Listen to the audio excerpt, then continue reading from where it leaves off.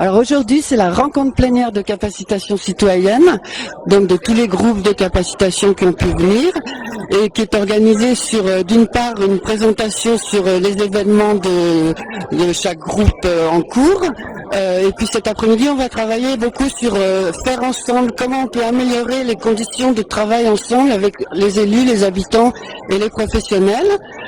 Et on a des élus avec nous qui vont nous aider à y réfléchir, on va pouvoir les interpeller aussi. Demain, on travaillera sur quelles sont les modalités d'action de capacitation, quels sont les enjeux de l'action de capacitation et du coup, le programme pour l'année prochaine.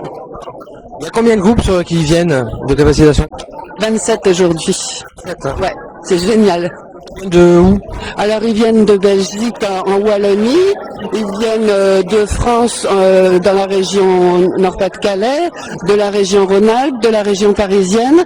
Il y a un groupe qui vient de Hollande qui est invité, disons, qui est un réseau qui fait des choses un peu analogues aux nôtres et qui pourrait être très intéressant de voir ce qu'ils font comme nous autrement. Et je ne sais pas si j'en oublie. Ah oui, il y a un Brésilien aussi qui est très intéressé par le travail que fait le réseau. Vous me présentez, on va parler portugais avec lui. Ouais, voilà. À demain? Je pense qu'il sera là demain, ouais. Il est là aujourd'hui. Demain, on a des jeunes qui viennent, des jeunes portugaises, en plus ça va aller bien. Alors ils pourront communiquer plus en direct alors. Là, ça va commencer, on commence en combien de temps? En 2 minutes. Ça, on y est presque. Bon, bah, bonne journée, et puis à bientôt. Fête de capacitation comme tous les ans, voilà. Monsieur? Alors Robert Vial du comité de Fontaine, comité d'habitants, où je milite depuis 4 ans et je suis venu en fait à Roubaix pour connaître pour la première fois et connaître un peu le contexte, les objectifs de l'association Capacitation. Fontaine, c'est où? Fontaine se trouve dans l'Isère, dans la banlieue proche de Grenoble, ville de 22 000 habitants, voilà, sur les berges du Drac, parce que on va découvrir que nous avons travaillé sur l'aménagement des berges du Drac, qui est un chantier généré par les habitants.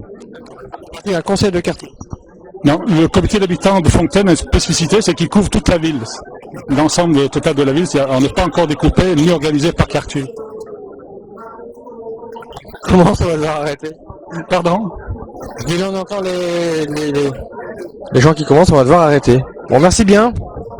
Pourquoi tu es en France? Je suis en France pour faire un cours on appelle l'année sabbatique, un cours de capacitation en théologie, sociologie, économie, le tout, parce qu'aujourd'hui l'Église est insérée dans les milieux plus larges qu'elle propre, qu'elle-même. Hein? Au Brésil, tu fais quoi comme travail? Au Brésil, je suis enseignant de l'université, d'un cours très technique dans le cours d'ingénieur, c'est le cours de topographie. Et aussi, je suis curé d'une paroisse et on travaille ensemble dans des bidonvilles. Favelas. Dans des favelas, exactement. Tu pourrais décrire ce que c'est qu'une favelas pour des Roubaisiens qui vivent ici? Les favelas, ce sont surtout des migrants du Brésil lui-même, qui viennent en fuyant de la sécheresse, des chômages qui arrivent dans de grandes villes et n'ont pas de travail, des gens qui n'ont pas d'abri aussi, et alors ils s'ajoutent aux autres qui partagent encore, même quand il y en peu. Ils occupent des terrains publics, plutôt, hein, mais aujourd'hui ils s'organisent pour ensemble construire et conquérir sa citoyenneté. Bon.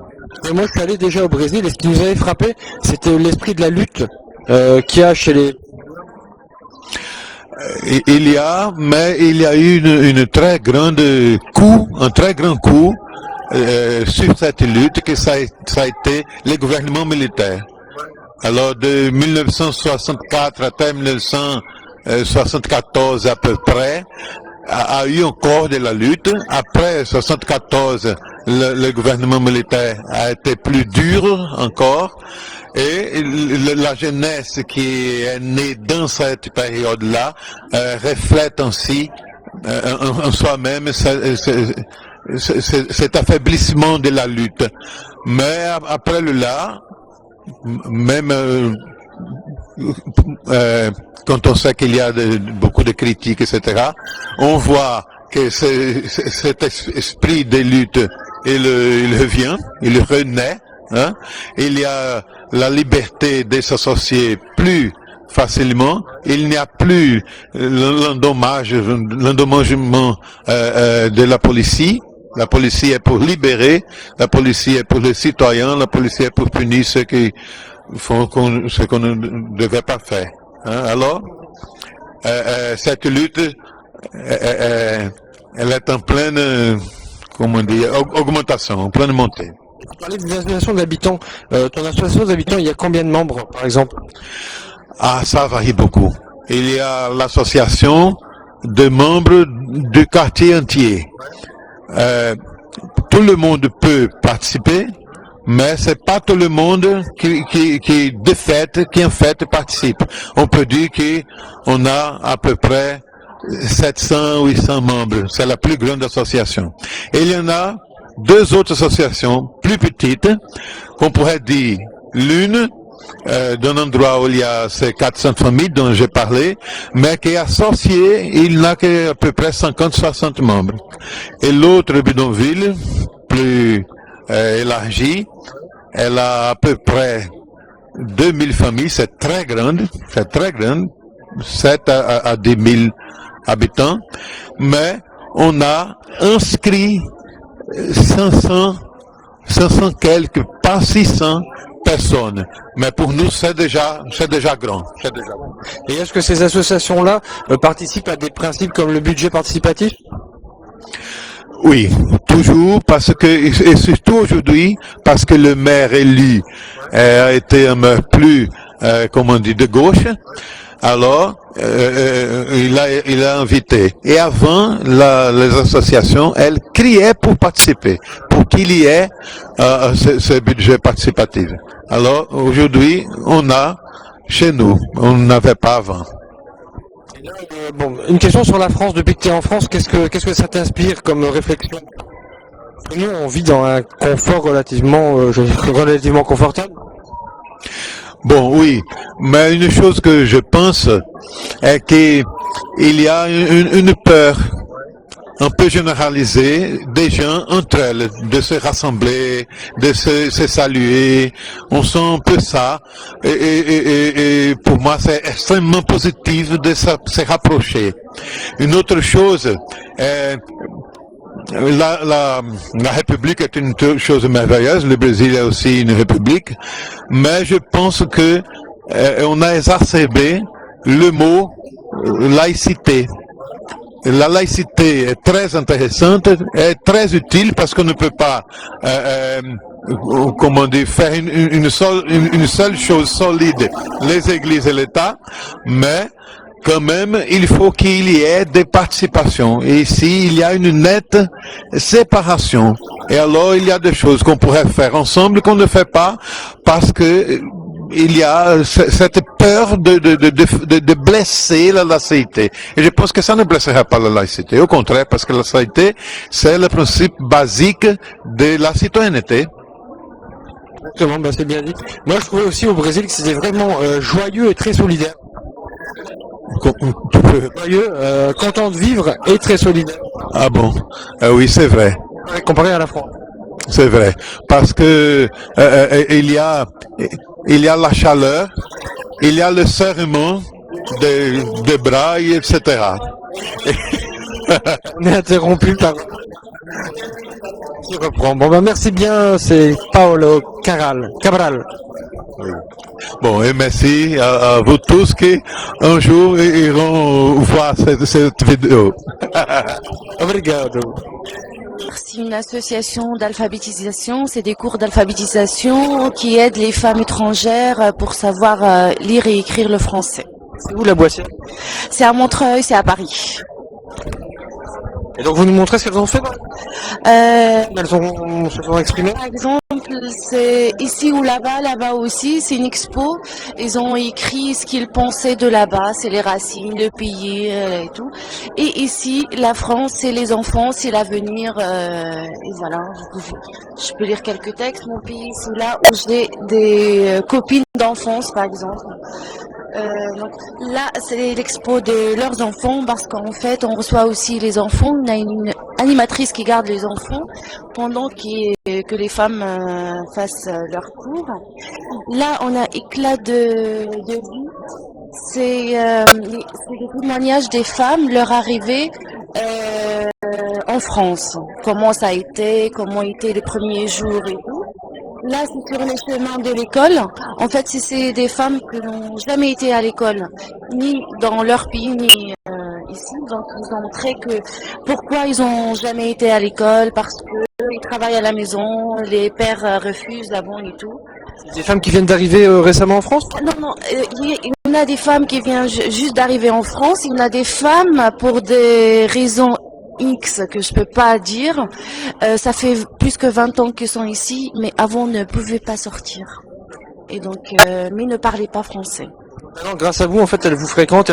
C'est pas seulement grâce à nous, mais peut-être que le mari il est moins sévère qu'avant. Ou il y a les enfants aussi, ça joue. Quand on met les enfants à l'école et on ne sait pas comment faire pour aider nos enfants à faire leurs devoirs, je pense que ça motive un petit peu aussi. Donc, Vous sentez une motivation récente? oui, parce que maintenant on a 4 salariés au lieu de 2. Avant on a commencé avec 2 et on a une trentaine de femmes. On a même des hommes maintenant qui veulent des tamouls qui veulent apprendre à écrire et lire le français. Donc je pense que c'est un progrès. Pourquoi subitement elles veulent apprendre à écrire le français? Pardon. Pour lire les stations de métro et de bus, c'est important.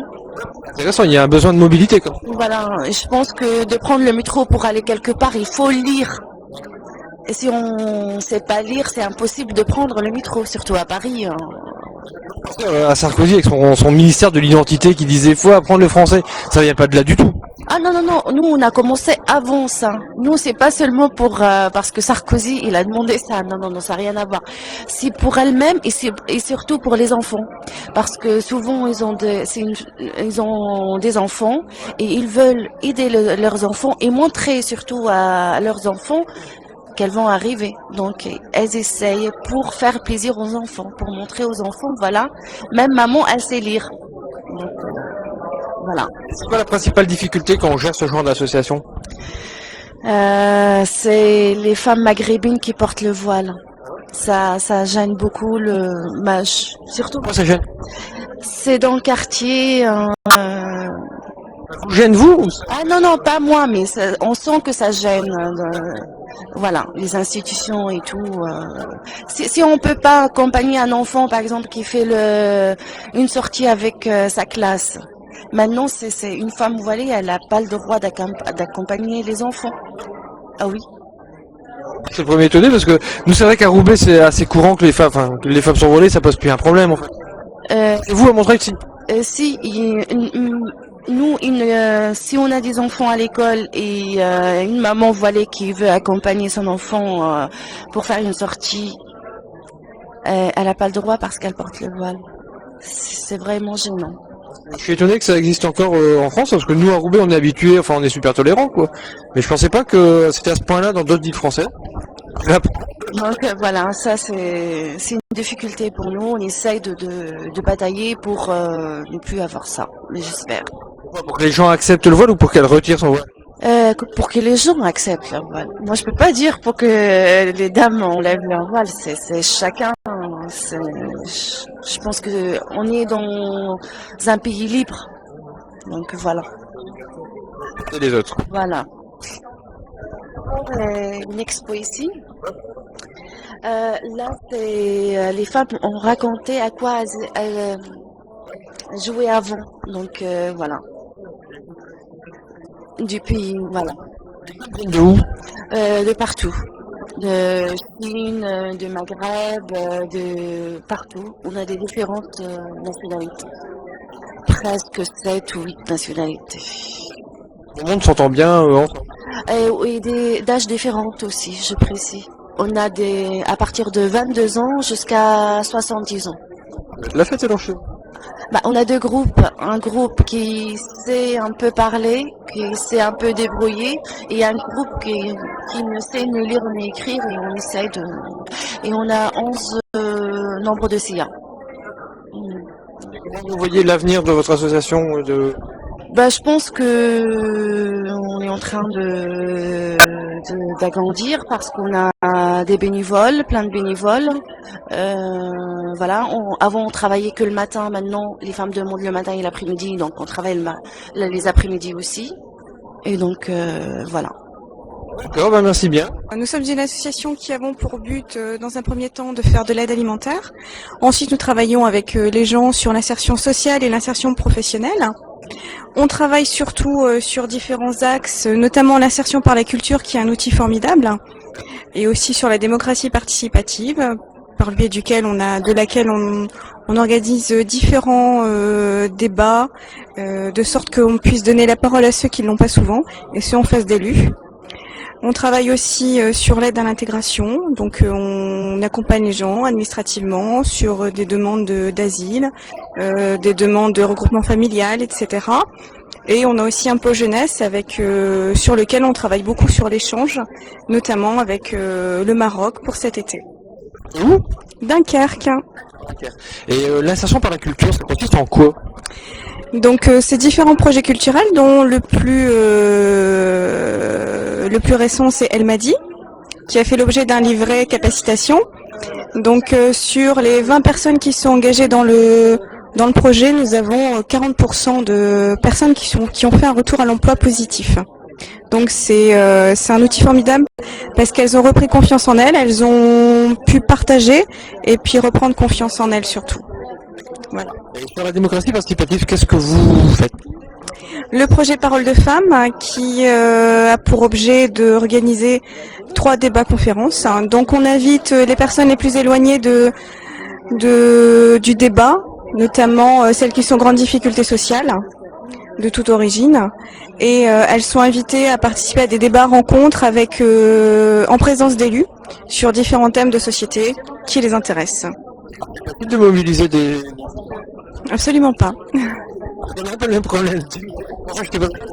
Non, c'est très difficile, mais ces débats se travaillent en amont avec un journaliste qui les sensibilise et qui leur pose des questions, qui les invite à prendre la parole en public parce que c'est pas simple. Donc il y a beaucoup de choses qui se font en amont avant les débats.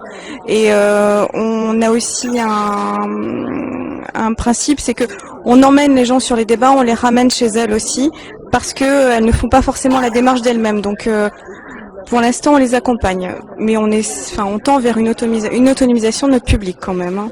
Voilà. Dernière question, qu'est-ce que vous êtes venu trouver à cette rencontre capacitation à Roubaix ? Rencontrer différentes personnes, échanger, surtout parce que tous les projets que chacun porte ici sont très importants, et pourquoi pas trouver de nouveaux partenaires pour avoir des idées nouvelles. Bon à bientôt. C'est une maison de quartier, donc dans un quartier comme ça, au sein d'une ASBL, l'opération Faim et Froid. Donc c'est une ASBL qui vient en aide aux personnes les plus précarisées de notre région. Dans quel coin ? Charleroi. En Belgique, dans le Hainaut, oui. De l'aide sociale, bien sûr, mais moi mon rayon c'est plus en maison de quartier, c'est de l'éducatif, de la réinsertion sociale, etc., etc. quoi. Voilà. Par exemple, vous vous exprimez sur des enjeux de territoire, de quartier ? Absolument, en fait. On a créé un groupe au sein de la maison de quartier qui s'appelle le groupe ACP, donc qui veut dire agir contre les précarités. Hein, donc quand on voit des injustices sociales, etc., on se met autour d'une table, on en parle, un vécu déjà d'un des participants, on est parti, on cherche des pistes, des solutions on n'en trouve pas toujours, mais on a des pistes tout au moins pour travailler, pour combattre, et donc on porte notre parole un peu aux élus, quand ils viennent nous écouter, des petites interventions au conseil communal, les manifestations, etc., on est là, quoi, on est aux barricades, quoi. Voilà. Les élus de Charleroi, ils vous écoutent ? Ils nous écoutent quand même, mais bon, c'est la langue de bois aussi, hein. Il faut pas croire, c'est un petit peu partout pareil. Ou alors c'est peut-être pas non plus toujours de leur ressort qu'ils nous disent, ou que voulez-vous que je fasse, ou il n'y a pas d'argent, ou patati et patata. Nous n'allons pas régler tous les problèmes de la société. Enfin voilà, ce sont souvent les réponses qu'on reçoit, quoi. Hein, voilà. Bon, je suis allé une fois à Charleroi dans un forum sur le Internet et la démocratie participative et je suis tombé sur un élu de Charleroi. Je lui ai dit, bah si, la démocratie participative, c'est bien pour contrôler ce que vous faites. Il m'a regardé, il était blanc. Ben oui, il était blanc, je m'en doute, parce qu'en fait, tantôt j'ai eu une intervention ici pendant notre petit jeu de rôle, hein, pour poser les questions aux élus, et j'ai dit, moi, et je le préconise à lire dans un article, j'ai envoyé une petite lettre, qui est dans le petit livret qu'on a reçu de capacitation citoyenne, où je demande quand même que, pour moi, la démocratie, c'est aussi se dire que, enfin, moi je pense comme ça, hein, maintenant je le pense pour moi, et je crois qu'il y a beaucoup de gens qui pensent la même chose que moi, quand les élus se permettent d'élaborer des budgets, c'est avec de l'argent public. Pourquoi est-ce que le public n'a rien à dire? Bah, là, je trouve que c'est un peu moins de démocratie pour moi. Maintenant, nous ne sommes pas des politiciens. Hein. C'est sûr que on ne saurait pas faire le travail qu'ils font. Hein. Moi, j'ai mon petit travail d'éducatrice. Eux, ce sont des politiciens, des universitaires, des avocats, des juges, etc. Mais j'estime quand même que je devrais avoir mon mot à dire quand ils disent bah, on va donner un peu d'argent là-bas, on va en donner un petit peu là-bas. Ben non, bordel, qui règle les problèmes d'abord et qu'ils les prennent de haut. Hein, par vraiment le sommet du problème et qu'on puisse en discuter et dire oui, on aimerait que vous dépensiez l'argent comme ça, même si c'est notre fric quand même, merde, hein, c'est les contribuables, hein. On paye des impôts, c'est pourquoi? C'est pour qu'on construise une société solidaire. Mais la solidarité à Charleroi, c'est pas ça, hein, c'est remplir les caves à vin. Ah oui, de nos élus politiques, ou aller planquer de l'argent aux Bahamas. Ou être dans toutes les intercommunales, etc., où ils reçoivent des jetons de présence ou des salaires, j'en sais rien. Je connais pas tout en politique non plus. Mais moi qui suis éducatrice, si je me permettais de faire quelques heures en plus, ben, mon travail supplémentaire, je crois, passera en impôts.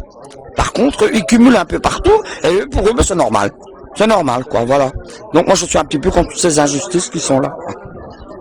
Il faut dire, je crois que Charleroi, ça a pas mal de problèmes de méfiance hein, par rapport aux politiques. On devient très méfiant en fait. Hein, mais nous avons quand même des politiciens qui sont là et qui nous écoutent, hein, de partis, de plus petits partis ou tout au moins des partis d'opposition surtout. Ben, bon, c'est l'avenir qui nous dira si l'opposition un jour, si elle devient majoritaire, ça ne deviendra pas le même que les autres. Quoi, hein. Ça c'est toujours. Moi je crois que le pouvoir brûle la tête de beaucoup de gens. Hein, quand on n'a pas le pouvoir, on se dit oh moi si j'étais au pouvoir, je ferais ceci, je ferais cela. Mais quand on l'a, c'est peut-être autre chose. Hein, il faut vraiment avoir l'idéologie de faire attention aux autres. Et ça, je crois que c'est pas politique. C'est dans le sens. Et enfin voilà. Ceux qui font de la politique, est-ce que toi tu ferais de la politique? Pourquoi ce serait pas toi qui fais de la politique? Mais parce que je ne suis pas assez cultivé pour ça, j'ai pas fait assez d'études pour ça, je crois. Et aussi parce que ce sont des requins. Et que je crois que je me ferais vite bouffer avec mes petites idéologies sociales et je crois que je serais vite bouffé, tu sais. Mais bon, je clamerai quand même fort et haut ce que j'ai à dire. Mais est-ce que j'aurai un impact? Tu crois pas justement que la politique a besoin de gens comme toi? Peut-être, mais qu'on m'ouvre la porte, quoi. Mais j'ai déjà mon boulot, j'ai ma famille. Moi, je veux bien investir un peu plus, mais voilà, il faut d'abord entrer dans un parti, il faut aller à des réunions le soir. Et je crois qu'avec le boulot, on est déjà bien surchargé. Et que si moi, je commence à faire de la politique, qui sera à côté des gens dans la rue? Je crois qu'il faut quand même, il faut des gens à côté des autres pour les accompagner vers les politiques. Et si je deviens politique, j'aurai peut-être plus le temps de le faire. Et ça, c'est ma passion. C'est écouter les gens et chercher des solutions pour eux, quoi. On est ici à Capacitation. Qu'est-ce que tu viens chercher à Capacitation? Ben, je crois que je voudrais bien voir Capacitation citoyenne devenir un vrai réseau. C'est-à-dire que on est là dans, bon, c'est merveilleux, hein. On cause de tout et de rien, on écoute enfin, de tout et de rien, c'est pas vrai, pas de rien, mais on écoute quand même le vécu des gens sur le terrain ailleurs, en France ou dans d'autres provinces de la Belgique, etc. Mais je crois que ce que j'aimerais aussi, c'est voir Capacitation citoyenne devenir une voix populaire. Et que derrière tout ça, tous les membres du réseau soient là. Si on décide que tout le monde soit là. Moi, j'en reviens toujours à la mobilisation. Hein. Si moi, je vais gueuler au conseil communal et que je suis seul à gueuler, c'est comme quelqu'un qui crie dans le désert, quoi. Il n'entend plus que son propre écho. Hein. Par contre, si on est 50, 100, 1000 derrière, là, peut-être qu'on nous écoute, quoi. Donc, moi, je crois que la solidarité, la mobilisation communautaire, vraiment être derrière un projet, je crois que ça peut porter des fruits quand même, quoi. Avant que je t'ai, tu sais qu'en France et notamment à Roubaix, il y a eu les élections et tu as eu 30% de gens qui ont voté. Alors vous, en Belgique, c'est obligatoire. Est-ce que, à ton avis, ça change quelque chose que le vote soit obligatoire? Mais je crois que beaucoup de gens maintenant, moi c'est ce que je dis, je l'ai marqué dans mon petit mot là sur le petit feuillet de capacitation. J'ai entendu beaucoup de gens qui disaient ça sert à quoi? De toute façon, tu en retires, tu en remets, c'est toujours la même chose. Une fois qu'ils sont au pouvoir, ils se foutent pas mal de nous, etc. Mais moi je dis aux gens quand même, écoutez, moi j'ai 56 ans. J'ai des parents qui étaient fort âgés quand ils m'ont eu, malheureusement. Fallait bien que je vienne, fallait que je serve à quelque chose. Mais mon père s'est battu pour avoir le droit de voter. Ma mère s'est battue pour avoir le droit de voter parce que le suffrage universel, il est arrivé, mais les femmes pouvaient pas encore voter. Quand j'entends une femme qui me dit ouais mais moi je pousse mes patates, etc. J'en ai rien à foutre de la politique, je connais rien, je vais aller faire quelque chose là-bas, je vais peut-être voter pour quelqu'un qu'il faut pas. Mais moi je dis qu'il faut garder ce droit de vote. On s'est battu pour, et si jamais ça devenait comme vous en France, quelque chose de libre, moi je crois qu'on perdrait encore plus de démocratie en Belgique parce que moi, je crois qu'avoir de la voix, c'est peut-être le seul moyen qu'on a, c'est par les scrutins. À l'heure actuelle, en Belgique, même en France, c'est par ton bulletin de vote que tu as un choix sur les élus politiques, quoi. Donc, faut pas perdre ce droit-là, quoi. Je t'en prie. À bientôt. Donc, Paul, donc moi, je suis Bruno.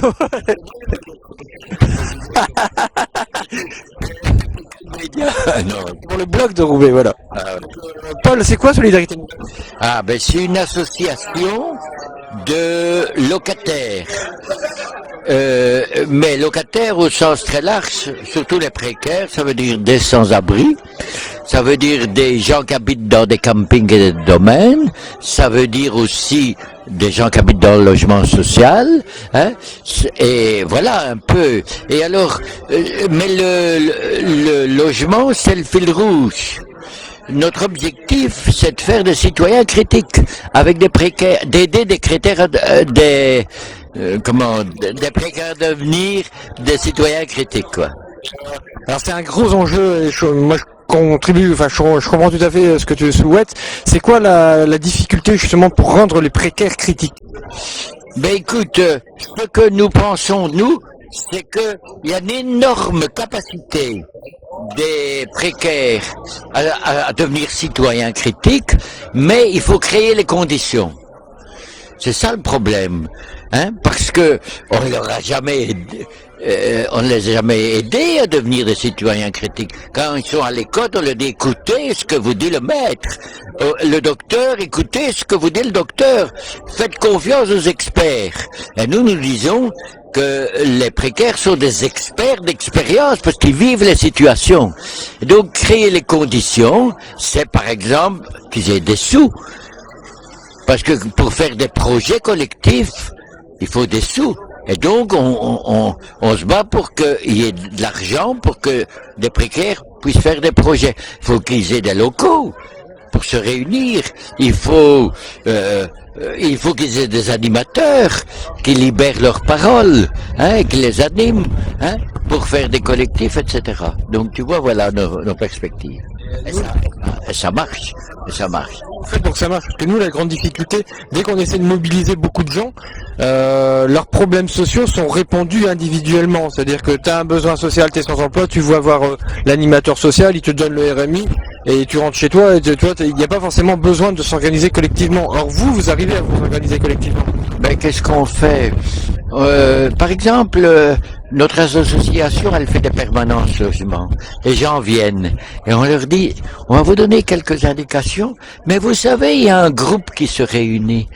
Et quand il y a toujours plus d'idées dans 5 têtes que dans une. Donc venez au groupe. Et tout le monde ne vient pas au groupe, bien sûr, mais il y en a qui viennent. Et alors, finalement, on fait un tour de table, chacun exprime son problème, etc. Et on est étonné. Je croyais que j'étais seul dans cette situation. Et alors, on regroupe des gens. Pour donner un exemple, à Charleroi, le conseil communal a voulu réglementer la mendicité. Puisqu'il y a des gens qui font la quête, et on est allé trouver les gens qui font la quête, et on leur a dit, vous savez qu'on va faire un règlement là-dessus? Ça vous intéresse pas de savoir qu'est-ce qu'ils vont décider? Venez. Et alors on a demandé la proposition de règlement. On a travaillé là-dessus avec les gens. Ils ont bien travaillé. Et puis on est allé plus loin. Le collège, le conseil communal disait oui, mais les citoyens à Charleroi ils n'aiment pas les gens qui font la quête. Ah, on va faire une pétition. Parce que quand on réunit 1000 signatures à Charleroi, eh bien, on peut interpeller le conseil communal. Et donc, il y a des mendiants qui ont interpellé le conseil communal.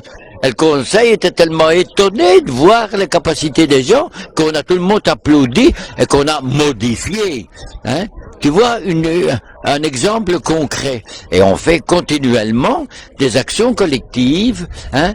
Donc, il faut à la fois créer les conditions et puis soutenir et donner des possibilités aux gens pour qu'ils puissent s'exprimer et obtenir des résultats.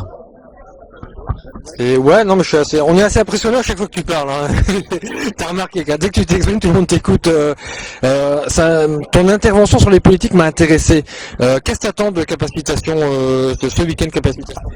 Bah, je suis peut-être un petit peu responsable de ce qui se passe ici parce que un jour j'ai secoué le prunier de capacitation citoyenne en leur disant c'est bien de réunir les gens, ce que vous faites est formidable, mais vous représentez quelque chose puisque vous êtes soutenu financièrement. Ce serait donc peut-être intéressant que vous preniez une fois la perspective de dire aux politiques c'est bien de nous aider financièrement, c'est bien de soutenir ce que nous faisons, mais peut-être que ce serait intéressant que vous écoutiez ce que les gens ont à vous dire. Et donc, qu'est-ce que j'attends de ceci? Ben, c'est que tous ces groupes qui sont là, réunis, qui représentent une force, parce que par chaque précaire en face d'un politique, il n'a pas grand, il est minorisé. Un groupe de précaires, ça représente une force pour que cette force puisse dire on voudrait quand même que vous nous écoutiez, que vous entriez en dialogue avec nous, y compris quand on prend des interpellations qui ont quelquefois la forme dure, un peu conflictuelle. C'est une façon de s'exprimer des gens. Entre nous soit dit. Comment ça fonctionne la démocratie? C'est très conflictuel, hein? Tant en France qu'en Belgique, ça bagarre, au Parlement, ça bagarre, dans les conseils de mairie, etc. Ben, c'est normal que quand les précaires s'expriment, comme toutes les autres catégories de la population, il y ait des aspects conflictuels. Mais le conflit, c'est intéressant parce que c'est un appel à participation. Et si les responsables savent écouter des interpellations conflictuelles, souvent, ça débouche sur du constructif. Une dernière question, vu que tu es belge. Tu sais qu'ici à Roubaix, il y a eu 55% d'abstention, c'est-à-dire les gens qui vont pas voter. Et ça, en Belgique, le vote est obligatoire. Alors, est-ce que tu crois que la solution, justement, ce serait de mettre le vote obligatoire en France? C'est une question difficile que tu me poses. Moi, je suis persuadé que la démocratie, c'est pas essentiellement les votes. C'est pas essentiellement les votes. Toute mon action, bien des partis politiques m'ont dit fais de la politique. Et moi je dis je ne. Il y a quelque chose de plus fondamental à faire que de la politique aujourd'hui, c'est créer les conditions pour que les citoyens et aussi les plus précaires redeviennent des citoyens critiques. Avant de faire de la politique, avant d'imposer le vote, eh ben, il faut aussi travailler sur l'éducation à la citoyenneté responsable, qui ne se fait pas seulement au moment des votes, mais quelqu'un qui se bat tous les jours, qui interpelle ses responsables tous les jours, c'est quelqu'un qui va aller voter avec intérêt. Tandis que si on se contente d'aller voter une fois tous les 4 ans ou tous les 6 ans, ça c'est pas la solution. On est d'accord. Merci Paul. Alors je suis désolé, je m'y connais pas du tout en culture belge, parce qu'il y a un gouvernement wallon et un gouvernement flamand. Ah oui, il y a un gouvernement fédéral. La Belgique est un État fédéral, comme l'Allemagne. Et donc, il y a un gouvernement fédéral, un gouvernement wallon, un gouvernement flamand et un gouvernement bruxellois. Est-ce que ça, selon vous, ça simplifie la politique? Ça ne la rend pas nécessairement plus lisible, c'est clair, pour le citoyen. En même temps, ça permet une proximité, puisque on agit dans des territoires qui sont des espaces cohérents, avec une unité de langue, avec une territorialité limitée. Donc, je dirais, l'homme ou la femme politique belge est certainement très proche du citoyen. Plus à votre avis que les Français? À mon avis, plus, oui, oui. On est ici donc à une rencontre capacitation, donc il y a une rencontre avec des associatifs et des militants de quartier en fait qui sont sur le terrain. Est-ce qu'il y a une intervention ou une question qui va le plus surpris? Je dirais non, pas vraiment. Je pense qu'on reste dans le champ de préoccupation habituel. Parfois, ce qui m'étonne, c'est qu'on a l'impression qu'il ne se passe rien. Donc, les gens réagissent comme si, en fait, on partait de rien. Et ça, à chaque fois, mais donc c'est pas nouveau, à chaque fois je réagis en disant mais non, des espaces de dialogue, il y en a, il y a pléthore d'espaces de dialogue, mais parfois ils ne sont pas occupés, le citoyen, l'espace est artificiel et le citoyen ne s'y investit pas, parfois aussi le politique instrumentalise et alors ça décourage, et donc il y a un nouveau dialogue à créer entre le pouvoir politique et le citoyen. Capacitation, c'est une manière d'ouvrir ce dialogue. Ça peut l'être au sein d'une commune à travers des budgets participatifs, à travers toute une série d'outils. Vous êtes bien branché sur tout ce qui est démocratie participative, effectivement. Oui, parce que je pense qu'aujourd'hui, la gouvernance d'aujourd'hui, elle se fait avec les citoyens et pas seulement à travers un vote à chaque élection. Le dialogue doit être constant. On parle du vote, donc moi je suis habitant de Roubaix qui a une ville qui vote à 45%. Et dans mon quartier par exemple, il y a 70% d'abstention. Nous la question qu'on se pose, c'est ne faudrait-il pas rendre le vote obligatoire? Alors vous qui êtes belge, qui avez le vote obligatoire, qu'est-ce que vous pensez de cette suggestion? Moi je suis très favorable au vote obligatoire. Parce que quand il n'est pas obligatoire, il n'y a que ceux qui sont concernés et une tendance tout de même à ce que ce soit l'élite qui aille voter. Parce que le citoyen qui parfois a l'impression que ça lui échappe, qui ne comprend pas, comme le vote n'est pas obligatoire, il ne fait pas l'effort de comprendre, il ne va pas voter. Et donc je suis très favorable au vote obligatoire en sachant qu'en Belgique, on a tout de même un certain nombre de votes blancs, entre 20 et 30% au cours de certaines élections. Mais on peut analyser aussi le vote blanc, c'est aussi un message que le citoyen envoie en disant je ne comprends pas ce que vous racontez ou je désapprouve la manière dont vous faites fonctionner la démocratie. Donc ça permet tout de même des analyses tout à fait intéressantes et ça nous permet à nous dont le métier est la politique aussi de je dirais d'adapter nos comportements et de revoir nos espaces de dialogue, ça c'est sûr. D'accord, je vous remercie. Et je passerai des heures avec vous et je sens que vous devez partir. C'est la première fois que vous venez à Roubaix? Non, je connais bien Roubaix, mais j'habite Moucron, moi je suis Moucron. Ah d'accord. Je suis venue encore il y a très longtemps ici à la Maison de la Culture, enfin faire différentes activités. Bon, je connais bien Roubaix. Merci bien, au revoir. Donc moi c'est plutôt je fais partie de plusieurs associations, associations de locataires, associations de parents d'élèves, association femmes pontoises de Pont-Clé donc. Et c'est vrai qu'en plus on fait partie de ce réseau d'habitants qui sont à travailler effectivement avec les élus, les techniciens et on partage un petit peu tous ces échanges et en tout cas un vrai travail sur le terrain. De quoi par exemple? Sur nos quartiers, l'amélioration même. Je parlais hier des comités de quartier sur lesquels on a des enveloppes budgétaires. Chaque comité de quartier, il faut savoir qu'il y en a 4 puisqu'on est quand même une commune de 11 600 habitants. Et sur chaque comité de quartier, on a une enveloppe budgétaire de 16 000 € sur laquelle les habitants, effectivement, décident de ce qui pourra être aménagé avec un vrai travail et les techniciens. Parce que savoir effectivement qu'à un moment donné, on ne peut pas planter un poteau ou un banc n'importe comment, même si ça paraît bête et tout simple, mais qu'en attendant, de ces 16 000 €, ça fait d'un intérêt individuel, ça s'est développé en intérêt général. Faites quoi avec les 16 000 €? Parce que nous, on a 23 000 € à Roubaix et on se plaint tout le temps. Parce qu'on pourra jamais satisfaire toutes les envies et tous les intérêts presque individuels que je pourrais dire à un moment donné qui émergent. Mais l'intérêt collectif, c'est qu'à un moment donné, on améliore dans nos espaces verts, nos quartiers, à l'aménagement, ne serait-ce que simple de poubelles, de coussins lyonnais, de bancs qui ont été faits. Maintenant, justement, on est en train de se reposer la question que va devenir le devenir de ces enveloppes participatives, puisque ça a donné un vrai rôle et les gens se sont trouvés des acteurs de leur commune. En tout cas, un budget qui était à un moment donné à pouvoir discuter. En fait, c'est 16 000 euros, c'est ça, qui sont discutés pour des travaux. Oui, qui sont discutés pour des travaux, mais je pense que l'enjeu de la municipalité, ça a été de donner un rôle d'acteur, de participer. C'est pas tant la somme qui est vraiment effective, puisque c'est 16 000 euros 4 fois qui soient redistribués, mais c'est le fait que ça donne à la personne le fait de dire j'agis en tout cas en tant que personne, je suis citoyen dans ma commune et je demande des choses. Effectivement, je vois ce qui est possible et je me rends compte qu'avec les techniciens, tout n'est pas réalisable et que à partir de là, j'ai vraiment un rôle où je prends conscience de ce que je peux faire et de ce que je peux pas faire.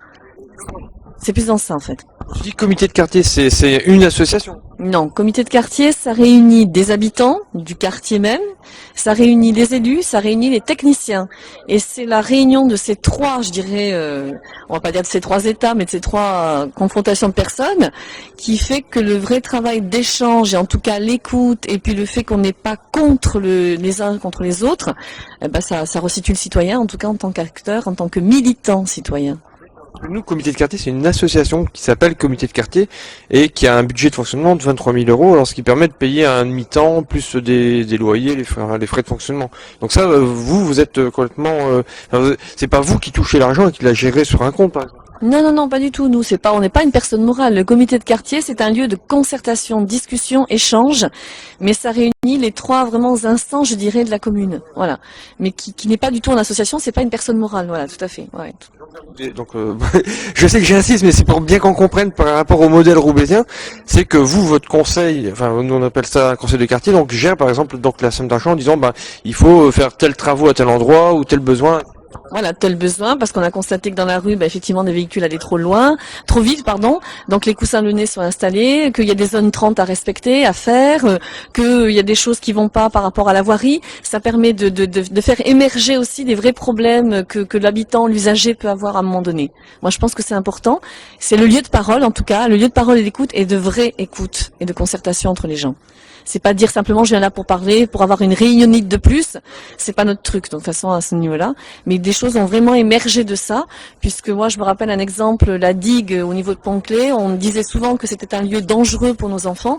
Aujourd'hui, une passerelle va être faite justement pour que les piétons puissent passer sans que les voitures ce soit un danger à ce niveau-là. Donc il y a vraiment, ça vient dans le temps, c'est dans la durée aussi, on sait très bien, et c'est ce qu'on prend conscience, c'est ce qu'on essaie de faire prendre conscience aux autres personnes, qui ne sont peut-être pas vraiment autant militantes que nous, mais qu'il y a des choses qui dans la durée vont se faire, et c'est cette durée-là qui est importante. Combien de temps que sont mis en place les comités de quartier? Les comités de quartier, ça fait pas mal d'années, parce que moi j'ai parlé hier de l'année 2000 où la municipalité est entrée donc par rapport aux élections. Je pense que ça doit dater à peu près de cette date-là, parce qu'effectivement il y avait un changement de municipalité, en tout cas, donc il y avait un nouveau groupe qui se formait. Ça doit dater à peu près de ces années-là. C'est la première fois que tu viens à Roubaix? Moi, c'est la première fois que je viens à Roubaix, c'est la première fois que je viens en capacitation citoyenne. Et puis, c'est ce que je disais, ça nous fait prendre conscience effectivement que nous, on vit des choses qui ne sont pas du tout les mêmes choses que les autres. La disparité et le fait qu'il n'y ait pas d'uniformité de façon dans la vie courante et dans nos élus et dans les habitants. Et ça permet de se resituer, de se dire rien n'est acquis et qu'il faut toujours effectivement être constamment vigilant et en tout cas battant pour que les choses durent et perdurent. Maintenant, tu sais que mon comité de quartier, tu joues à 3 000 euros, parce que dans le tien, tu vas réclamer plus. Non, moi c'est pas tellement le fait de la somme même qui m'importe, c'est ce que moi j'ai vu évoluer chez certaines personnes qui, c'est ce que je disais tout à l'heure, sont arrivées avec leurs petits problèmes personnels. On sait très bien en même temps nous déjà dans un tissu associatif ce que ça peut être difficile. Et moi, ce que j'ai vu, c'est l'évolution de ces gens-là, qui sont des gens qui ne sont peut-être pas ce que je disais dans des structures associatives ou autres, et qui ont vraiment changé d'optique et qui sont devenus des gens acteurs, et qui ont vraiment pris conscience que finalement, ce qu'ils demandaient pouvait être un intérêt général à la fois. Donc c'est cet amalgame de gens qui fait que maintenant ça a progressé. C'est pas simple, hein, parce que nous c'est aussi une des questions qu'on se pose, d'avoir cette réflexion collective dont tu parles, c'est-à-dire de partir de l'individuel pour aller au collectif, c'est vraiment pas simple. Enfin nous, je sais que sur Roubaix, on rame un peu. On a toujours des récalcitrants, c'est vrai, mais ils sont moindres par rapport au début.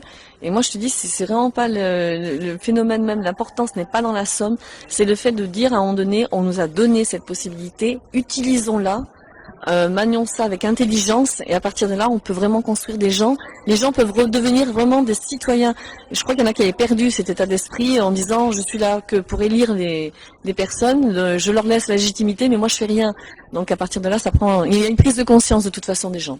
Là-dessus, on est d'accord. Alors, nous, hier, je parlais du vote parce qu'à Roubaix, tu as une abstention phénoménale, et on commence à militer en fait pour le vote obligatoire parce qu'on se dit au bout d'un moment, il va falloir faire les choses. Alors, est-ce que c'est une question que vous vous posez dans votre coin? Bien sûr, on se pose partout la question, je pense en France, hein, on a vu les dernières législatives, l'abstention qui a pu se transparaître.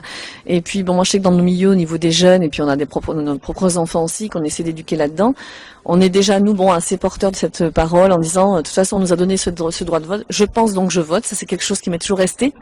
Donc de toute façon, on est dans cet état d'esprit et que je perçois quand même encore aujourd'hui quel que soit l'âge, quelle que soit la génération, on trouve aussi bien dans les personnes âgées que chez les jeunes, des gens qui n'ont pas l'intention de donner leur voix, en tout cas qui ne votent pas spécialement et qui laissent, leur voix aux autres. Ce qui est un peu dommage parce que quelque part, c'est un droit qui n'est pas acquis partout dans le monde et que les gens n'ont pas conscience. Et je pense qu'il y en a qui devraient se resituer par rapport à ça. Le droit de vote, le droit de parole, quoi, c'est tout. Bon, d'accord, merci. C'est une discussion riche. Qu'est-ce que ça pensait de la matinée? Moi, je pensais que c'était bien. C'était sympa. Tous ces gens qui disent des choses pour certains, on leur réentend, d'autres, c'est de nouvelles choses, c'est bien. T'évoques quoi? Ouais. T'évoques quoi comme bonnes idées? Ça m'évoque nos hommes politiques, il ferait mieux d'écouter un peu, parce que c'est peut-être là-dedans qu'il y a la solution à la moitié de nos problèmes. Voilà, mon copain. Tu rien à me dire d'autre? Non, pas pour le moment, plus tard. Là, je mange. D'accord.